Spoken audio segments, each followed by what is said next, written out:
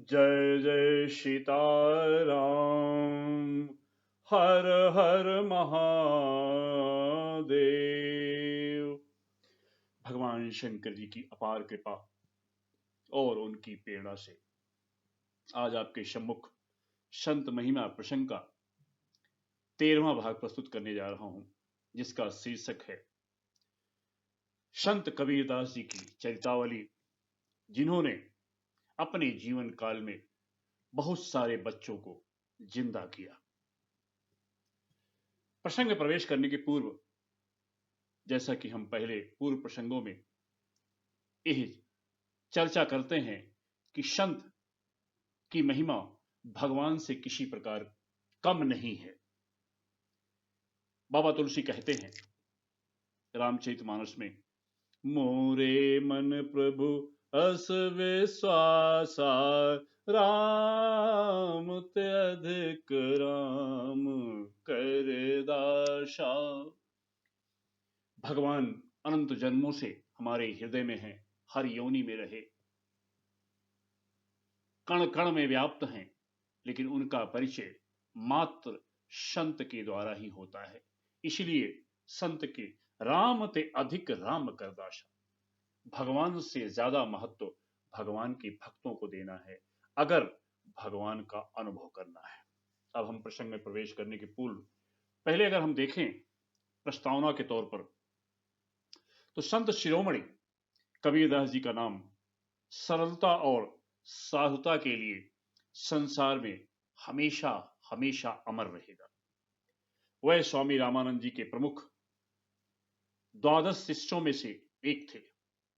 उन्होंने बिना भजन के योग, व्रत और दान आदि को व्यर्थ सिद्ध किया। वह भक्ति के विरुद्ध किसी भी धर्म को अधर्म ही कहते थे, भक्ति प्रधान थे। कबीरदास जी ने मत विशेष का कभी पक्षपात ना करके सबके कल्याण का ही उन्होंने उपदेश दिया। न किसी हिंदू का, न किसी मुसलमान का, न किसी जाति का कभी पक्ष नहीं लिया। सबके कल्याण के लिए, जीव कल्याण के लिए, मानव कल्याण के लिए उन्होंने जीवन भर उपदेश दिया। वह भक्त की आनंदमयी अवस्था में सर्वदा स्थित रहते थे। उन्होंने किसी प्रभाव में आकर मुंह देखी बात कभी नहीं की। वह जगत के प्रपंच से सर्वथा दूर थे। उच्च श्रेणी के भक्तों में कबीरदास जी का नाम बहुत आदर और श्रद्धा से लिया जाता है। बहुत ही उच्च कोटि के महात्मा। अगर इनके विषय, जन्म के विषय में देखा जाए तो उनके जन्म के विषय में कई प्रकार के विचार मिलते हैं। उनमें से एक विचार बहुत ही अधिक मान्य व प्रचलित है, और वह यह है कि जगत गुरु स्वामी रामानंद जी के आशीर्वाद से वह काशी के एक विधवा ब्राह्मणी के गर्भ से उत्पन्न हुए। उस विधवा ब्राह्मणी ने लज्जा के मारे उस नवजात शिशु को लहर तारा नामक तालाब के पास फेंक आई। निसंतान नीरू नामक जुलाहे को वह बालक उसी तालाब के किनारे पड़ा मिला, जिसे वह अपने घर उठाकर लाए और अपनी पत्नी नीमा को पालन हेतु दे दिया। वह निसंतान थे। बड़े ही प्रसन्न होकर के उस बालक का पालन पोषण करना शुरू कर दिया। उन्होंने इसे भगवान का उपहार माना कि भगवान की कृपा से उन्हें भगवान ने स्वयं दिया है। नीरू और नीमा नामक वह दोनों दंपति उनका पालन पोषण करने लगे, और उस बालक का नाम उन्होंने रखा कबीर। कुछ बड़े होने पर वह भी अपने पिता के साथ मिलकर कपड़ा बुनने का काम करने लगे। वह बिल्कुल ही पढ़े लिखे नहीं थे। स्वयं उन्होंने इस विषय पे जोर देकर के कहा है, मसी कागज छुयो नहीं, कलम धर्यो नहीं हाथ। उन्होंने यह कहा है कि उन्होंने कभी कोई भी शिक्षा प्राप्त नहीं की, उनको यह अवसर ही नहीं मिला। लेकिन इसे भी वो भगवान का ही उपहार मानते थे कि जो भगवान जिस हिसाब से रखें, जिस पोजीशन में रखें, उसी में मलमस्त अलमस्त फकीर जैसे वो रहते थे। बड़े होने पर उनका विवाह लोई नामक स्त्री से हुआ। उनके एक पुत्र कमाल और एक पुत्री कमाली भी थी। वे अपने परिवार का लालन पालन करघे करघे पर कपड़ा बुनकर और उसे बाजार में बेचकर किया करते थे। यही उनका रोजी रोटी थी, यही उनका पुश्तैनी धंधा था। भक्तवत स्वभाव होने के नाते घर पर उनके साधु संतों का जमघट रहता ही था। इस कारण कभी कभी साधु संगत में व्यस्तता के कारण परिवार के गुजारे में बहुत परेशानी होती थी। परिणामतः परिवारजन हमेशा उलाहना देते रहते थे। लेकिन वो संतवत प्राणी थे। साधु संतों की जो भी हो सेवा करना, उनके साथ भजन गाना, इस प्रकार से उनका यह जीवन था। कबीरदास की बुद्धि अत्यंत गंभीर थी और उनका हृदय प्रेम भक्ति से सर्वथा परिपूर्ण रहता था। उन्होंने भक्ति भाव को अपनाकर जाति पात को एक विवाद समझ करके उसे बिल्कुल ही त्याग दिया। न किसी जाति में, न किसी पात में, न किसी धर्म में। इसको मात्र विवाद समझा, इसके विषय में उन्होंने कभी चर्चा नहीं की। एक दिन भगवत इच्छा से उन्हें अपने स्वप्न में एक आकाशवाणी हुई। उस आकाशवाणी में यह उन्हें संदेश मिला कि हे कबीर, अपने शरीर पर तिलक लगाओ और आचार्य स्वामी रामानंद को अपना गुरु बनाओ और उन्हीं से दीक्षा प्राप्त करो और गले में तुलसी माला धारण करो। यह सुनकर कबीरदास जी ने स्वप्न में ही आकाशवाणी से प्रश्न किया कि हे प्रभु, मैं तो मलेच्छ हूं, स्वामी रामानंद जी ब्राह्मण हैं, स्वामी हैं, वह कैसे मुझे दीक्षा देंगे? क्योंकि उस समय मुसलमानों का राज्य था और हिंदू और ब्राह्मणों में काफी द्वेष था। इस कारण से यह सारी समस्याएं उस समय वहां उपलब्ध थी। आकाशवाणी ने उनके प्रश्न का उत्तर दिया कि तुम्हें उनके पास जाने की जरूरत नहीं है। जब वे प्रातःकाल पंचगंगा घाट पर स्नान करने आए, तभी तुम जाकर के उनके चरण को पकड़ लेना। वो बड़े ही सरल हृदय, सबके प्रिय, बहुत ही उदारवादी संत हैं। वो मानव मात्र ही नहीं, जीव मात्र को एक समान समझते हैं। वो आपका कल्याण करेंगे, वो स्वयं आपको दीक्षा प्रदान करेंगे। कबीरदास जी ने वैसे ही किया। प्रातःकाल गंगा घाट की सीढ़ी पर जाकर के बैठ गए। उन्होंने रामानंद जी को देखते ही उनके चरण पकड़ लिए। तब उन्होंने कबीरदास जी से कहा कि बेटा, राम राम कहो। इस प्रकार कबीरदास जी ने उनसे राम नाम की दीक्षा इस प्रकार से प्राप्त की। उसके बाद कबीरदास जी 12 तिलक लगाने लगे और तुलसी माला भी धारण करने लगे। कुछ समय बाद कबीरदास जी रामानंद जी के आश्रम पर गए। उन्हें देखते ही रामानंद जी अपने स्थान को छोड़ करके कबीरदास को अपने हृदय से लगा लिया और कहा कि बस, मैं तुम्हारी बहुत दिनों से प्रतीक्षा कर रहा हूं। तुम उच्च कोटि के भगवत भक्त हो और बस तुम हमेशा राम नाम अपने हृदय में धारण किया करो और इस दीक्षा को कि सबसे जो दीक्षा है राम नाम की दीक्षा है, इसके तुम परम अधिकारी हो, तुम मुझे अत्यंत प्रिय हो। इस प्रकार से वो हमेशा गुरु रामानंद जी के बड़े ही प्रिय शिष्य थे। कबीरदास जी स्वयं और अपने परिवार जनों के निर्वाह हेतु ताने बाने से कपड़े बुनते थे, किंतु उनके हृदय में भगवान श्री राम का नाम रूपी जो मंत्र है वह मंडराया करता था। वह उतना ही कपड़ा बुनते थे जितने में उनके परिवार का गुजारा चल जाए और कुछ साधु संत आ जाए, उनको भी भोजन पान हो जाए, उनकी भी कुछ सेवा प्रसादी हो जाए। यही उनकी दिनचर्या थी। किसी भी अभाव को वो महसूस नहीं करते थे। यही नहीं कि कल के लिए खाने की व्यवस्था नहीं, वो बड़े ही अलमस्त रहते थे, जो हो सके करते थे।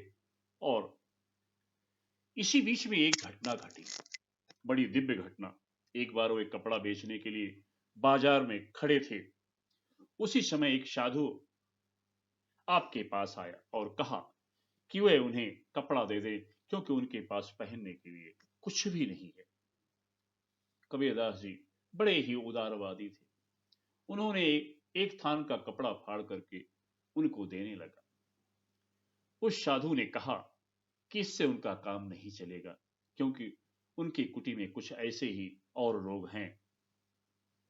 कबीरदास जी ने पूरा थान ही दयावश उठा के दे दिया। भगवान की इच्छा समझ करके उन्होंने पूरा थान का कपड़ा दे दिया। अब कबीरदास जी के पास कुछ भी नहीं बचा और परिवार वहां इंतजार कर रहा है कि यहाँ कबीरदास जी कपड़ा बेच के आएंगे, तब उनके यहाँ भोजन बनेगा। लेकिन अब ओह, सोचे कि मैं घर क्या लेके जाऊं, घर के लोग इंतजार कर रहे होंगे। और इस कारण से बड़े संकोच में फंस करके वे उसी बाजार में छुप गए। उनकी हिम्मत नहीं हुई। यहां उन्होंने दान कर दिया, यह नहीं सोचा कि उनके बच्चों का क्या होगा, उनके परिवार का के लोग कैसे भोजन करेंगे। यह है उनकी उदारवादिता। और अब वो डर के मारे छुप गए। भगवान घट घट बासी हैं।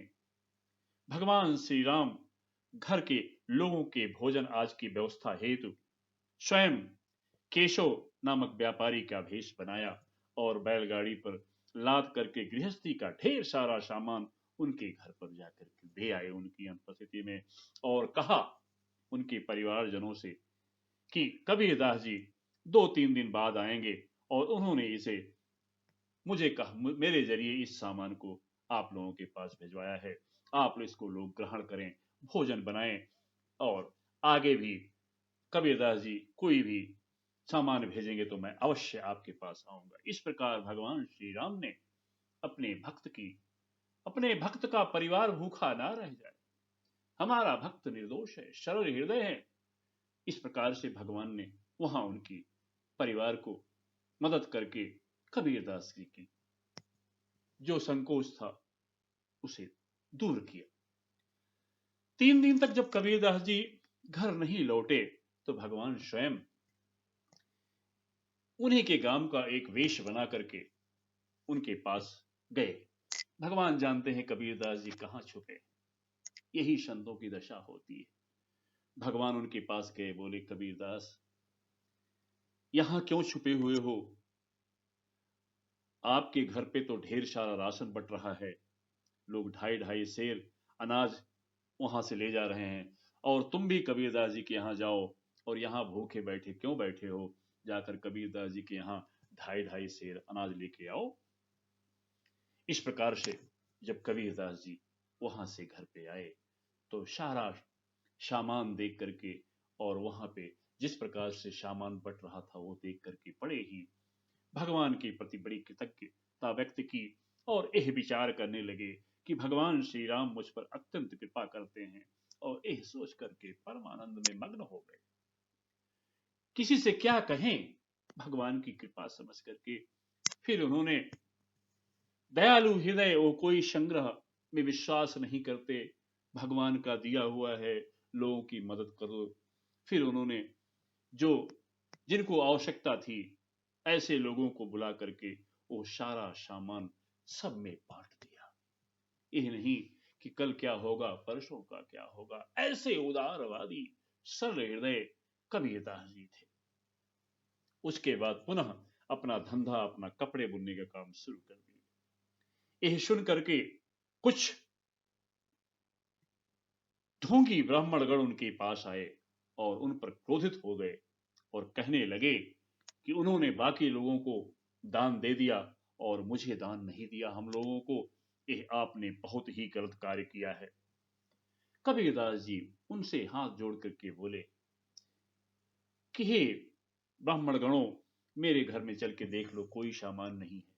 जो सामान था हमने रखा था, किसी ने दिया था तो मैं सबको बांट दिया।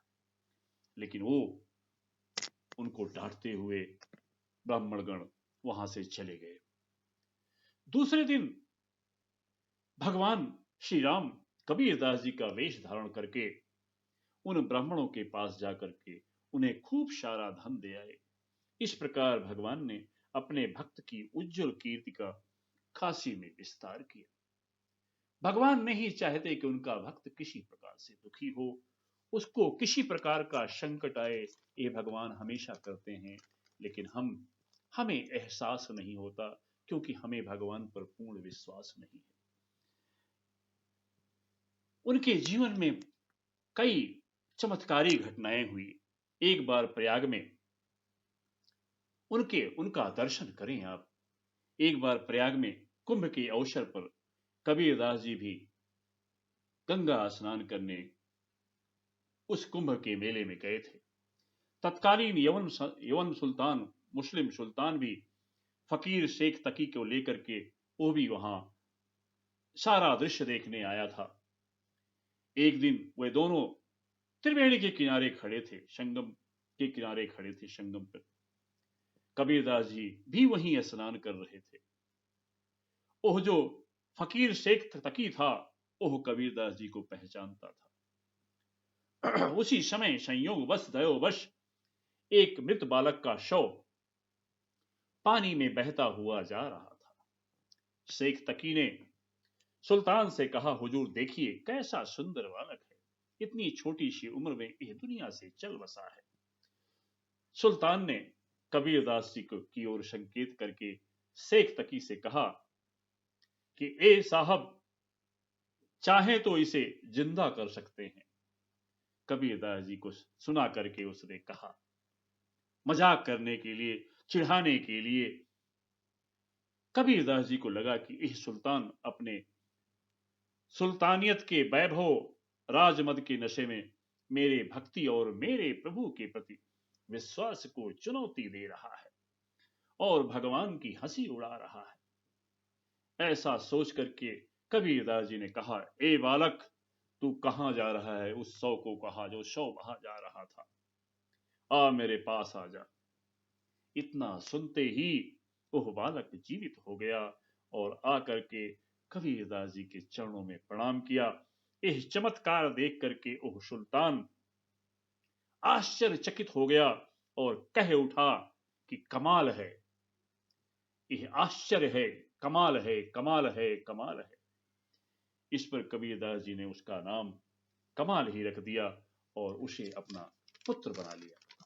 यह घटनाएं कबीरदास जी के जीवन काल में विभिन्न रूप से होती रही हैं। ऐसे महासंत, बड़े दुर्लभ संत बाबा तुलसी, बाबा कबीरदास जी थे।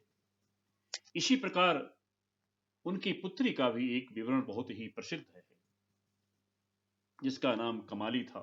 ओह वास्तव में एक राजकन्या थी। छोटी अवस्था में ही उसकी मृत्यु हो गई। राजा ने कुल प्रथा के अनुसार उसे पृथ्वी में समाधि दे दी। फिर उन्हें पता चला कि कबीरदास जी एक सिद्ध संत हैं, क्योंकि उन्हें और वे मरे हुए बालक को जिंदा करने में समर्थ हैं। क्योंकि कुछ ही दिन पहले कमाल के जीवित होने की घटना चारों तरफ बहुत प्रचलित हो गई थी। राजा ने के बुलवाने पर कबीरदास जी उनके पास गए। वहां पहुंचकर कबीरदास जी उस शव को, जो बालिका थी, उसको सीधे बोला कि बेटी उठो, तुम्हारे पिता बुला रहे हैं। परंतु ओह शव में कोई परिवर्तन, कोई हलचल नहीं हुआ। फिर पुनः कबीरदास जी ने कहा कि बेटी उठो, तुम्हारे पिता कबीरदास बुला रहे हैं। वह पुत्री जीवित होकर के समाधि से बाहर निकल आई और कबीरदास जी के पास आकर के उनसे लिपट गई। राजा रानी बहुत प्रसन्न हुए और प्रेम पूर्वक उस बालिका को अपने गोद में उठा लिए और अपने साथ, और कबीरदास जी को बार बार धन्यवाद देने लगे और उसको अपने साथ ले जाने लगे। उस पर उस कन्या ने कहा कि मैं जिस पिता के नाम से जीवित हुई हूं, मैं उसी के साथ जाऊंगी। राजा रानी भी प्रसन्नता के साथ कबीरदास जी के चरणों में उसे डाल दिया। कबीरदास जी ने उसका नाम कमाली रखा। बोलो कबीरदास महाराज की जय। ऐसे साक्षात संत, बड़े ही दुर्लभ संत, ऐसे संत कहां मिलते हैं। भगवान की अपार कृपा है कि ऐसे संत हमारे चारों तरफ उपलब्ध हैं। कबीरदास जी के जीवन में चमत्कारी घटनाएं बहुत सारी हैं, जिनका कुछ वर्णन यहां पे किया जा रहा है। इसी प्रकार एक कन्या, एक कथा और प्रसिद्ध है। एक बार बलख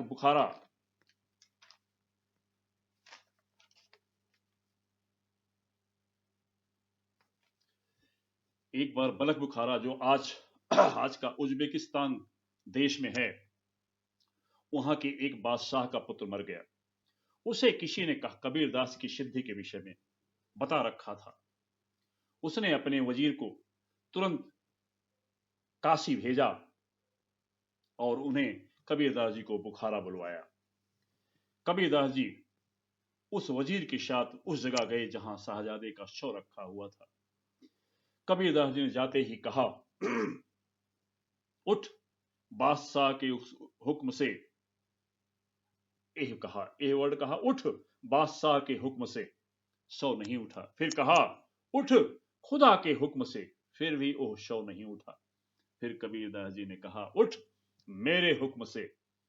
उनके इतना कहते ही वह बालक तुरंत उठकर बैठ गया। और इस प्रकार से ऐसा प्रसिद्धि वहां पे फैली, पूरे बुखारा में, पूरे अरब कंट्री में चारों तरफ कबीरदास जी की जय जयकार हुई। ओह राजा ने, बादशाह ने बहुत कुछ देने का प्रयास किया कबीरदास जी को। कबीरदास जी ने कुछ नहीं लिया और तुरंत वहां से काशी वापस आ गए।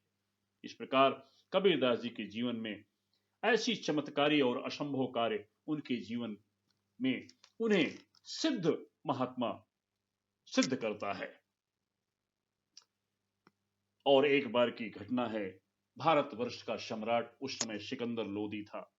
हमारा देश गुलाम था, परतंत्र था।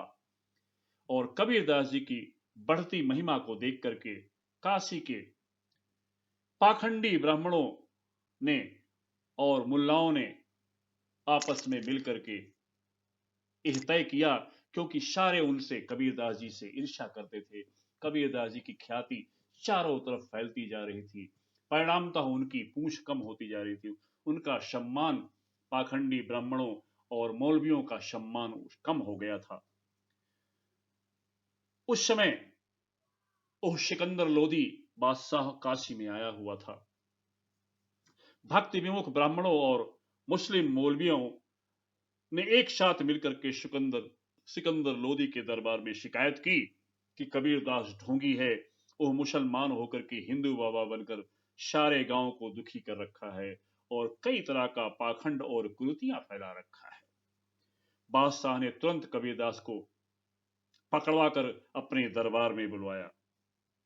दरबार में आते ही वहां उपस्थित काजी ने कहा कि हे कबीर, बादशाह को सलाम करो। क्योंकि कबीरदास जी ने उनको नमस्कार सलाम कुछ नहीं किया। कबीरदास जी ने कहा कि वह श्री राम के अतिरिक्त किसी को सलाम करना नहीं जानते। ऐसे संत कबीरदास जी, विश्वास से लबालब भरे हुए ऐसे कबीरदास जी को हम बार बार नमन करते हैं। बादशाह को बहुत क्रोध आया और उन्हें तुरंत क्रोध में आकर के आदेश दिया और उन्हें लोहे की जंजीरों से जकड़वा करके गंगा की मुख्य धारा में फेंकवा दिया, जिससे वो तुरंत मर जाएं। वो उन्हें देखना नहीं चाहता था, इतना क्रोध किया। लेकिन भगवान की ऐसी कृपा, वे जीवित रहे और जंजीर अपने आप खुल गई और वे गंगा के किनारे जाकर के रेत पर खड़े हो गए। भगवान के प्रति इतना विश्वास, उस अगाध जल में बंधा हुआ जंजीर खुल गई। जब यह बादशाह को पता चला तो उसका क्रोध और बढ़ गया। उसने कहा, अब मेरे सामने ढेर सारी लकड़ियों के नीचे कबीरदास को दबाओ और उसमें आग लगा दो। ऐसा ही किया गया। ढेर सारी लकड़ियों के ढेर के नीचे कबीरदास जी को दबा करके आग लगा दी गई। सारी लकड़ियां जलकर खाक हो गई, लेकिन कबीरदास जी वैसे की वैसे शांत बैठे रहे। उनका शरीर दिव्य रूप से चमकने लगा।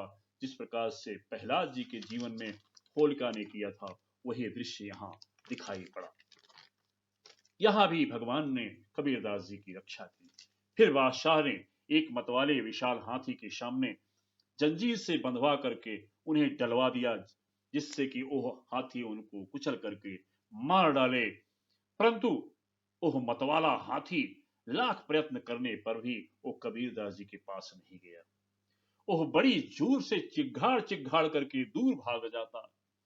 इसका कारण था कि भगवान श्री राम भयंकर सिंह का रूप धारण करके कबीरदास जी के आगे बैठे हुए थे, जो हाथी को ही दिखाई पड़ रहा था। इस प्रकार भगवान श्री राम कबीरदास जी की यहाँ भी रक्षा की। यह चमत्कार देख करके बादशाह डर गया और अपने सिंहासन से कूद करके कबीरदास जी के चरणों में गिर पड़ा और क्षमा मांगने लगा कि कहीं ईश्वर के कोप से उसका राज्य, उसका साम्राज्य पूर्णतः नष्ट हो जाए। ऐसे महासंत को उन्होंने अपमानित किया है, इतना बड़ा अपराध किया है। कबीरदास जी से क्षमा मांगने लगा। कबीरदास जी परम उदार हृदय, उन्होंने कहा कि हे बादशाह, एक बात ध्यान देना, आज के बाद किसी साधु संत पर किसी प्रकार का अत्याचार मत करना, बस मेरी यही मांग है। बादशाह ने कहा कि हे फकीर, हे संत, मैं चाहता हूं कि आपको कोई राज्य आपके नाम कर दूं, कोई गांव जितना कहें कर दूं, कोई संपत्ति। कबीरदास जी ने कहा मुझे कुछ नहीं चाहिए राजा, और कहा कि हम भगवान श्री राम की आठों पहर भजन करते हैं, हमें और किसी चीज की आवश्यकता नहीं है। वहां से वो निकल गए। इस घटना को देख करके मौलवी और ढोंगी ब्राह्मण लोग बड़े ही लज्जित हुए। उन ब्राह्मणों ने एक नया षड्यंत्र रचा। वो एक कवि चाहते थे कि कबीरदास को साधु महात्माओं से श्राप दिलवा करके उनको परास्त किया जाए, उनको पतित किया जाए। परिणाम तो उन्होंने षड्यंत्र करके अपने अपने बीच के 4 ब्राह्मणों को, जो रामानंदी संप्रदाय के बैरागी होते हैं, वैसा भेष धारण करके चारों दिशाओं में उनको भेज दिया कि जाकर के दूर दूर तक यह निमंत्रण भेजाओ कि इस अमुक दिन सभी कबीरदास के यहाँ भोज हेतु, भोजन करने हेतु भंडारे में पधारें। वहां पे उन्हें बहुत सारे वस्त्र और दक्षिणा का भी प्राप्त होगा। इस प्रकार से उन्होंने चारों तरफ यह प्रचार कर दिया कि और कबीरदास जी को पता नहीं है, वो भगवान के ध्यान में अपना काम करते रहते हैं। लेकिन देखिए, लोग षड्यंत्र कर रहे हैं, कबीरदास जी को पता नहीं है, लेकिन भगवान उनकी किस प्रकार रक्षा करते हैं।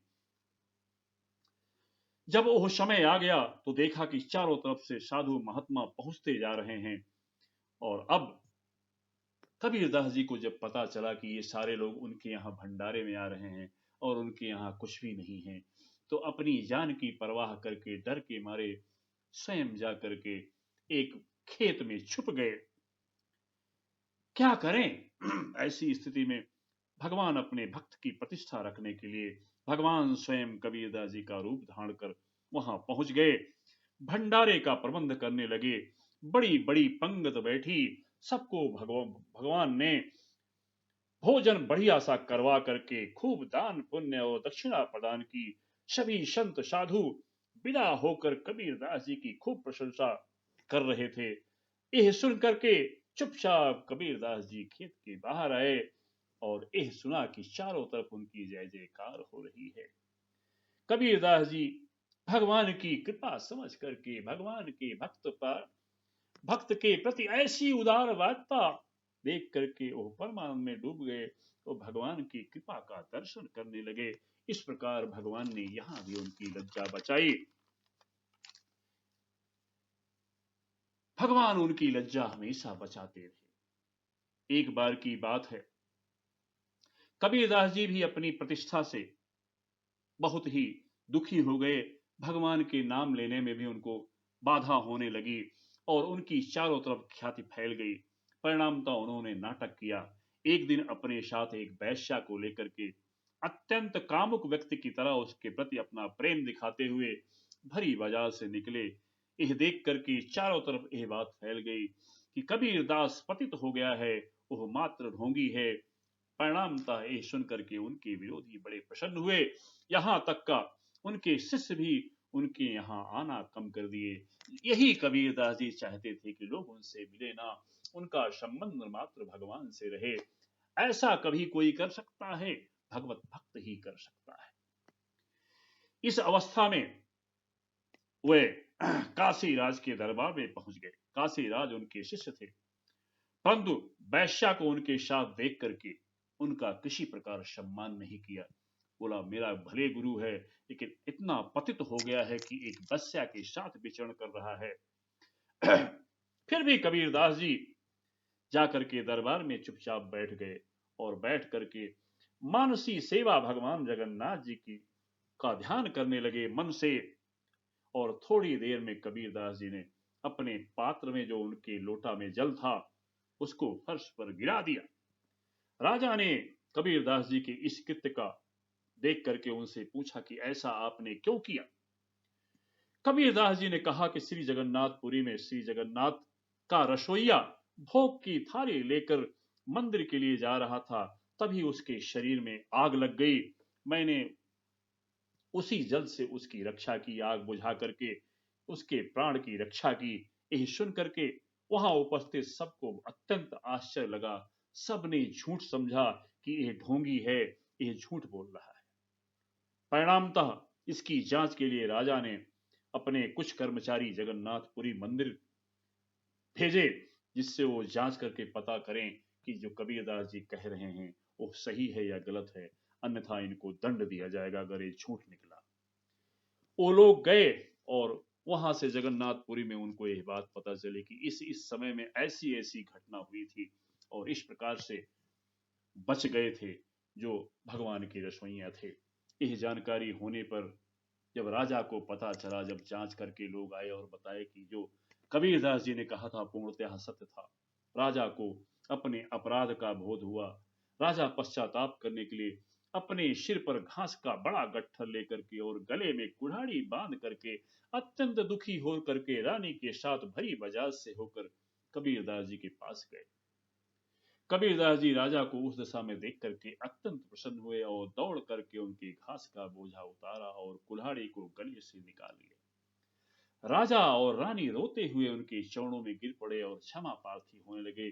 कबीरदास जी ने कहा कि वे उनसे अप्रसन्न नहीं हैं। फिर उनको भगवत उपदेश प्रदान किया। इस प्रकार राजा जो कबीरदास जी का शिष्य था उसके ऊपर कबीरदास जी ने यह कृपा की। संत महात्मा कभी कभी ऐसे एक्टिंग करते हैं और हम उस एक्टिंग में फंस जाते हैं। यही वो चाहते हैं। वो कोई प्रसिद्धि नहीं चाहते, कोई ख्याति नहीं चाहते, वो मात्र भगवान की ख्याति और प्रसिद्धि चाहते हैं। वो ख्याति और प्रतिष्ठा से दूर भागते हैं। एक बार की घटना है, कबीरदास जी को मोहित करने के लिए स्वर्गलोक से एक इंद्र ने एक अप्सरा भेजा जिससे उनकी तपस्या भंग करे हो, जिससे कबीरदास जी पतित हो जाएं। यही उसका उद्देश्य था। लेकिन उनके हृदय में दृढ़ भक्ति भाव देख करके वह अप्सरा डर गई और वापस चली गई। उसका कोई भी दाल नहीं गली। इसके बाद कबीरदास जी के सम्मुख भगवान स्वयं प्रसन्न होकर के चतुर्भुज रूप में प्रकट हुए और उनका दर्शन करके कबीरदास जी अत्यंत आनंदित हो गए। ऐसे परम भाग्यशाली कबीरदास जी थे। भगवान ने अपना कर कमल उनके मस्तक पर रखकर कहा कि तुम धन्य हो। हे पुत्र, तुम्हारी बुद्धि मेरे नाम रूप आदि में पूर्णतया स्थिर हो गई है। तुम अपनी इच्छा अनुसार जब तक चाहो इस मृत्युलोक में रहो और मेरे गुणों का गान करते रहो। इसके बाद अपनी इच्छा अनुसार शरीर सहित मेरे परम धाम चले आना। अंत समय जब आया तब बुढ़ापे में कबीरदास जी इतनी ख्याति बढ़ गई कि उनका भगवान का नाम लेना दूभर हो गया। दिन रात कोई न कोई उनके पास आता रहता। इस कारण से उनकी यश व कीर्ति जगत में विस्तार अत्यंत विस्तृत हो गई।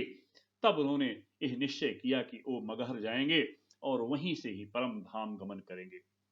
उस समय एक कुरीत फैली हुई थी कि मगहर में जो व्यक्ति मरता है वह गधा बनता है।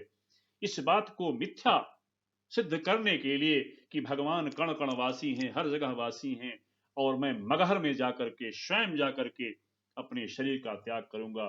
देखता हूं ये कुरीतियां ये फालतू की हैं। काशी छोड़ करके लोग काशी आते हैं, वो काशी छोड़ करके मगहर चले गए और वहां जाकर के दिन रात भगवान की भक्ति करते और भगवान की भक्ति का प्रचार करते रहते। 119 वर्ष की अवस्था में जब उन्होंने संसार को त्यागने का निश्चय किया, तब शिष्यों से बहुत सारे पुष्प मंगवाए और उसे बिछा करके अपने कुटिया में चले गए। और जब सुबह हुई तो उनके शरीर का पता नहीं चला। वहां कुछ सारे फूल मिले। वह अब भगवान के परम धाम को यात्रा कर चुके थे। परिणामतः हिंदू मुस्लिम में विवाद हुआ। तब दोनों पक्ष ने उस फूल को दो भाग में बांट करके मुसलमानों ने मजार बनाई उनके नाम की और हिंदुओं ने समाधि बनाई। इस प्रकार से कबीरदास जी की लीलाएं अद्भुत हैं और अनंत हैं। कबीरदास जी की वाणी का संग्रह, वो हमेशा जो भजन गाते थे, जो गीत गाते थे, उनके शिष्य उसे लिखा करते थे। और वो सारा संकलन जो है वो बीजक नाम से प्रसिद्ध हुआ। उसके 3 भाग हैं, रमैनी, शबद और साखी। उनकी भाषा खिचड़ी है, जिसमें पंजाबी, राजस्थानी, अवधी, खड़ी बोली, पूर्वी ब्रजभाषा आदि कई बोलियों का पंचमेल है, जो आज भी अत्यंत भक्तिपूर्ण, सार गर्भित और प्रसिद्ध है। यहाँ तक कि सिख लोगों की गुरबाणी में भी कबीरदास जी की वाणी का बहुत ही उच्च स्थान है। आज भी लोग उन पर शोध करते रहते हैं। उनकी वाणी हर सत्संग में, हर स्थान में गूंजती रहती है। ऐसे संत शिरोमणि कबीरदास जी का नाम उनकी सरलता और शांतता के लिए संसार में सदा अमर रहेगा। और अब हम कबीरदास जी के इतनी भगवान की कृपा, ऐसे संत महात्माओं को हम बार बार प्रणाम करते हैं उनके एक भजन की छोटी पंक्ति के साथ।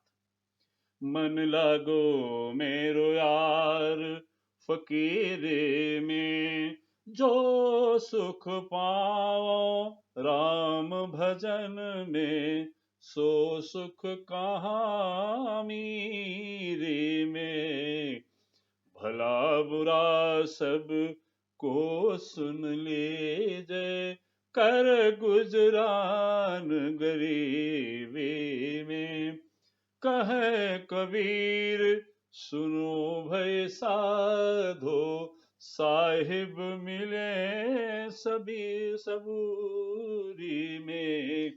मन लागो मेरो यार फकीर में। ऐसे अलमस्त कबीरदास जी की वाणी कि भगवान सिर्फ सब्र में, भगवान सिर्फ गरीबी में मिलते हैं। कभी हमको परेशान नहीं होना है।